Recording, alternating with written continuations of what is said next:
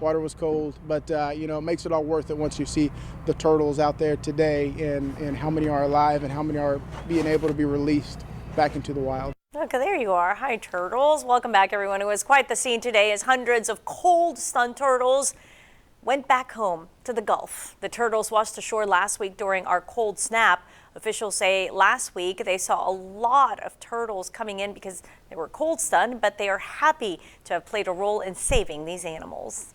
It's been a lot, but I'm happy and everyone's tired, and I'm so grateful for everyone here because we've all been doing our best. It's a great feeling to know that we're able to help that wildlife and help conserve them, especially since all species of sea turtles are endangered or threatened. So it's great to make sure that we're able to conserve that species. Great job. The Texas State Aquarium, the ARC, the Texas Sea Life Center, they all helped in the rehabilitation of these turtles. Now, your Chris 6 weather forecast with Chief Meteorologist Dale Nelson.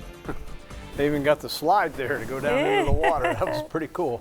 And wasn't it nice to feel that sun out this weekend and today? It warmed you up, didn't it, when we were outside?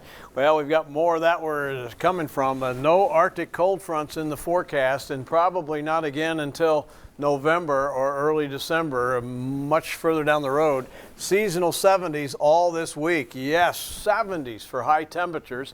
And more wind and clouds beginning on Wednesday, though. So the wind's going to pick up, and so will the clouds with the humidity coming in off the Gulf.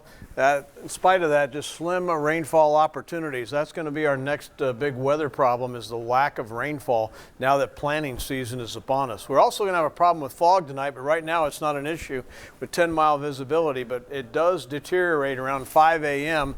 to about 1 to 5 miles in the region. And it's the worst, of course, right before daybreak, where it's 0 to about 2 miles with better levels along the immediate coast. So we're also going to see some fog again tomorrow night, too, and it'll be a problem now that we have these cooler shelf waters out here compared to what they should be this time of the year. The water temperature is only in the 50s thanks to the Arctic blast of last week.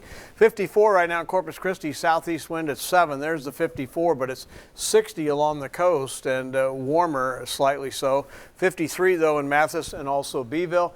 And that 54 that we have now will slowly ease on down to about 51 around 4 a.m. The winds are light, but they're off the Gulf, so it's adding low-level moisture, and that's where the fog will come from. And I think we'll stop at about 48 in between these hours here before rising to around 63 and sunshine mid-morning tomorrow, which is going to be another dynamite day.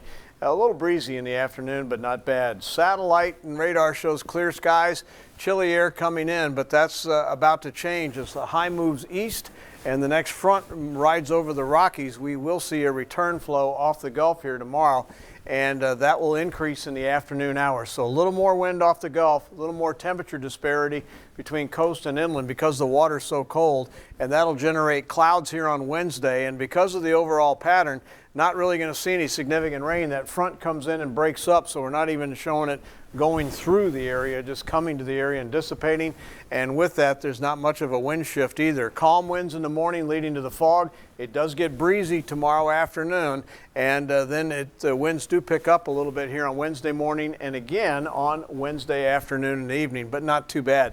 Marine forecast looks good. Baywater smooth to occasionally slightly choppy tomorrow. 2 to 3 foot seas and moderate UV index. The last freeze we had last year was on February 27th, so it's pretty late because the average is February 15th.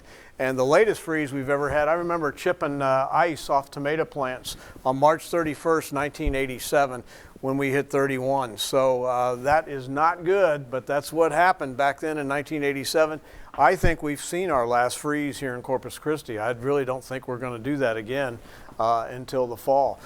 48 right now for the low tonight in Corpus Christi, down to 40 inland, but 56 in Port Aransas. And the highs tomorrow will be spectacular. 77 here, but notice how cool it is along the coast, only in the 60s, while it'll reach 80 inland from Freer to George West and down to Hebronville. Here's a look at your 7-day forecast, and except for the lack of rain, it's a winter. 48 tonight, 77 tomorrow, 61 and 79 Wednesday. Then 59 and 73 Thursday. With that front washing out, we'll see a stray shower, but that's it. And then temperatures stay in the 70s Saturday, Sunday, and also Monday of next week.